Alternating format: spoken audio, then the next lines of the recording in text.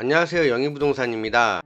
나이에 따라서 부동산 투자하는 방식이 달라져야 하는데요. 부동산으로 노후를 준비하시려면 기본적으로 이 세 가지는 아셔야 합니다. 부동산에 너무 무리하게 투자하느라 별도의 노후 자산을 준비하는 것은 옳지 않지만 아직도 부동산은 좋은 투자처임에 분명한데요. 물론 가장 이상적인 것은 증권과 부동산을 분산해서 투자하는 것입니다. 부동산 투자를 위해서는 폭넓은 지식이 필요하며 다양한 방법을 알아야 나에게 적합한 계획을 구상할 수 있기 때문에 공부가 필요합니다. 또한 젊을수록 매매 수익 중심으로 젊으실 때는 약간의 위험성을 가져도 충분하십니다. 은퇴 시기가 다가올수록 현금 흐름 중심으로 투자해야 하는데요. 만약 똑같이 아파트 투자를 한다고 가정했을 경우 20, 30대라면 현재의 월세보다 시간이 걸려도 미래의 핫 이슈나 지역적 인기도 상승으로 인한 매매 차익을 중심으로 투자해야 합니다. 은퇴를 앞두고 계신 50에서 60대라면 향후의 기대감으로 인한 가격 상승보다는 당장의 원활한 현금 흐름을 가져다 줄 수 있는 월세 중심의 유동성을 확보할 수 있는 투자를 해야 하고요. 첫 번째로는 나이에 맞는 투자를 하셔야 하는데요. 부동산의 종류는 매우 다양합니다. 크게 거주용 부동산인 주택과 상업용 부동산인 상가, 오피스, 그리고 땅이 있는데요. 각각 장단점이 있으며 나의 재무 계획과 자본 규모에 따라 투자 가능한 영역도 달라지십니다. 투자 방법도 중개사무소를 통한 거래와 공부와 경험이 필요한 경매나 공매, 직거래나 급매, 분양권 거래 등이 있는데요.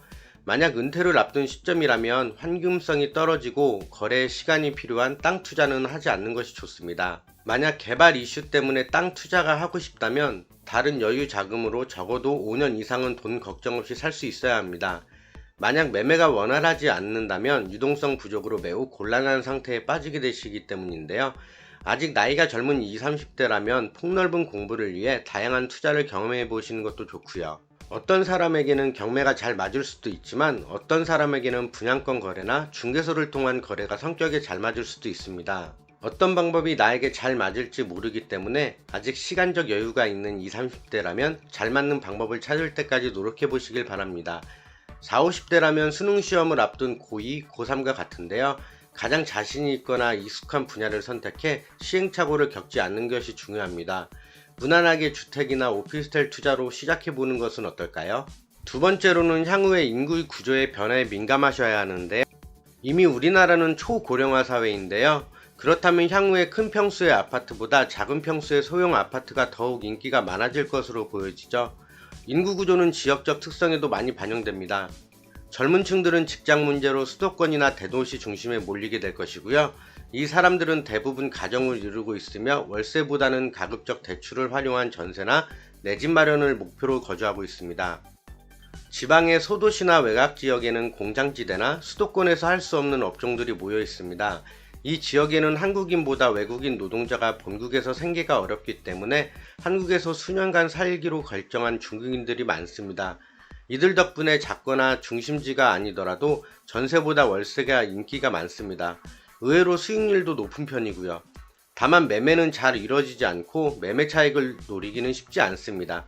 이렇듯 인구 트렌드에 따라 장단점이 있기 때문에 인구 구조에 민감하셔야 합니다. 세 번째로는 다양한 정보들을 민감하게 모아서 나만의 데이터를 가지고 계셔야 합니다. 부동산 투자를 위해 많은 노력을 기울여도 전국의 모든 부동산과 모든 지역을 잘 다루기는 상당히 어렵습니다.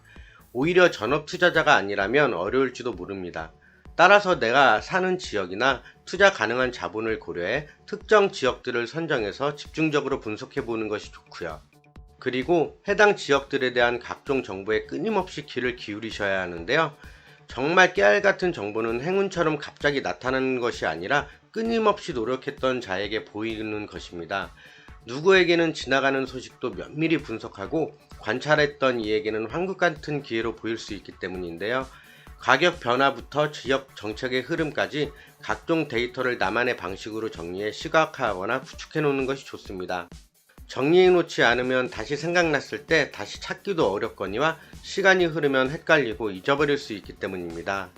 정리해보면 첫 번째, 나이에 맞는 투자 계획을 세우셔야 하고요. 두 번째, 향후의 인구 구조의 변화에 민감하셔야 합니다.